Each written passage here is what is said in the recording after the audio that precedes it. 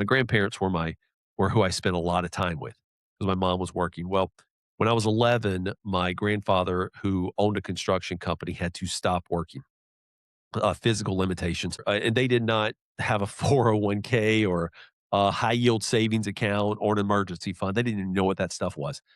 They kept some cash and some Folgers coffee cans up in the shelf. Well, my grandmother had to figure out what to do because there's the love of her life and physical pain, suffering. No income was coming in, so she did what she did best. She started cooking, and so she would make collard sandwiches.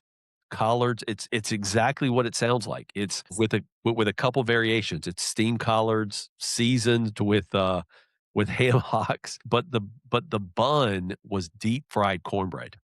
So I am 11 years old. She's making these, and I'm like, and she puts them in a cooler, and I'm like, and she's like, "Come on, let's go." And I'm like, "Okay." And so there we are. We're like at construction sites where, my grandfather used to work, and she's out there selling them. People are like, "How much?" And she just says, she out of nowhere, she just said $5. I don't think she really had a concept of like what things cost because she never Mhm, went out to mhm. restaurants. She just said $5. And people just, here it is. Here it is. Now that was at a time when you could go and get that Big Mac for $1 at McDonald's, right? So people were giving her $5. And I remember going, and she had maybe 30 or 40 a day, and she would sell them all. And then I remember us maybe stopping by Bell Atlantic and her making a phone bill. And I remember her coming out and, like, the relief. I remember I could see it right now in my face, like, in my mind, I could see the relief on her, Oh, and, "I got that paid, all right," and then it was like, "What's next?" And so we just kept doing it. Then we had a festival in town called the John Blue Festival, and she set up a tent there, and she made 100 sandwiches for 2 days, and she sold out on Friday at, like, 3 o'clock.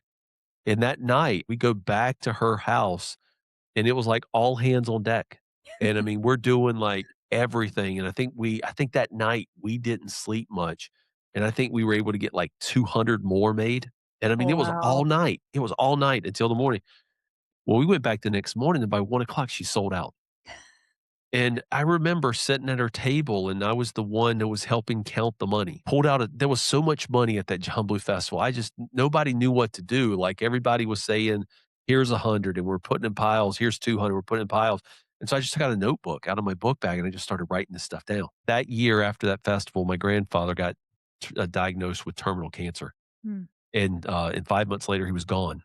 Oh, And wow. so now she had lost the love of her life, Yeah. really didn't have a Social Security check. I remember seeing her Social Security check one time, and it was like $73, and it was a paper check that came in. She would go to the bank, and she would get it cash, and she'd put it in the Folgers coffee cans, and she just didn't trust the system. But eventually, um, I helped her go open her first bank account. So this banking thing happened, and so from collared sandwiches, like, from my granny selling these things, and what I've come to realize about my granny is she wasn't selling collared sandwiches, she was selling love